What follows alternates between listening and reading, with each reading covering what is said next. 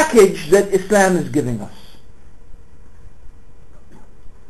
So our duty is to spread this message. If we want to bring peace to society, then the way that we do that is by bringing peace in ourselves, by bringing peace in our families, and then by conveying that message of Islam through our example and through our actions, and then also, of course, through our words.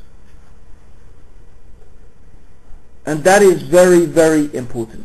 That does not exclude from us the obligation to enjoin what is right and forbid what is wrong. If we see something wrong, we should try to change it.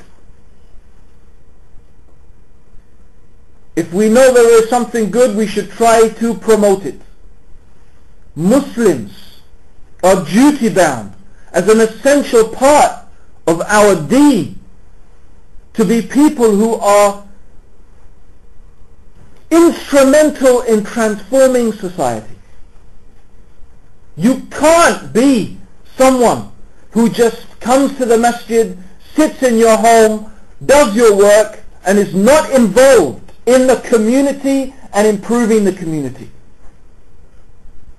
And if you think like that, brothers, and you think like that, sisters, what do you think? That you are safe from what is happening in London now?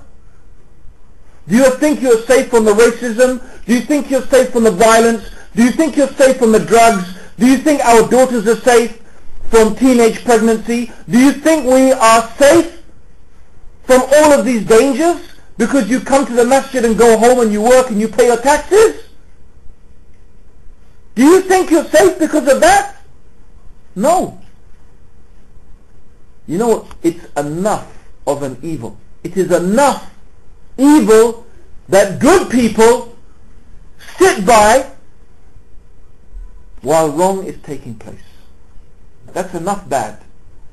It's enough of a bad that we sit by and things are going on around us, wrong things, and we just sit by, even though we ourselves are not doing those things.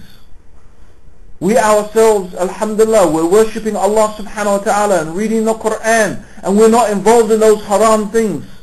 But we sit by and we don't make an effort and we don't stand up against injustice and wrongdoing. Then believe me, brothers and sisters, the injustice and wrongdoing will overwhelm us completely. So I will finish with one hadith of the Prophet sallallahu alaihi wasallam.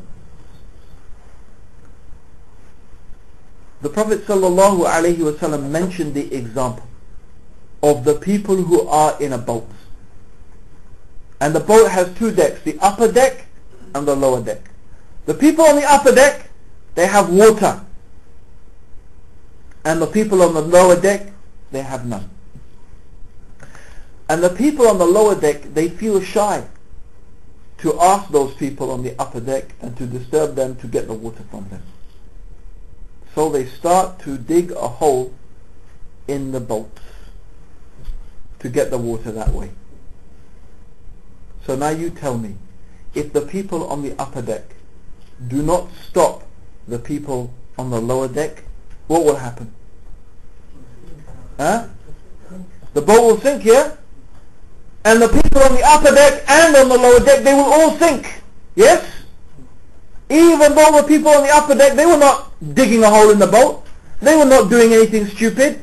But the fact that they didn't stop those people means they are all destroyed. They are all ruined. And they are all left to the sharks and to the sea and so on and so forth. Do you understand? So we are like the people on the upper deck. We have the water. What is the water? It's the Quran. It's the guidance of Allah subhanahu wa ta'ala. And believe me, the people are thirsty. Even the people, they say, I don't want the water. I don't like the taste of water. Maybe they don't. They're too addicted to wine. Maybe. You get? I'm just giving an example. Yeah, like the people who say we don't need Islam, we don't like Islam. They only say that because they're too indoctrinated with all the rubbish that they've been fed.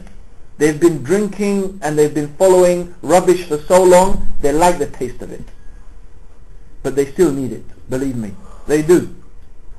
They want it, whether they realize that or not. So who's going to give it to them? How are they going to know? So there's the right way to get it and there's the wrong way to get it. You don't want them to start digging through the boat and we all sink. So that, brothers and sisters, is a reminder that in order to bring peace to society, we have to spread the word of peace. We have to live it and we have to spread it. We have to enjoin what is right and forbid what is wrong, and that means we have to be involved. We have to be involved with the society. We have to participate as much as is possible without, of course, falling into things that are haram. But there are so many opportunities open for us to do that.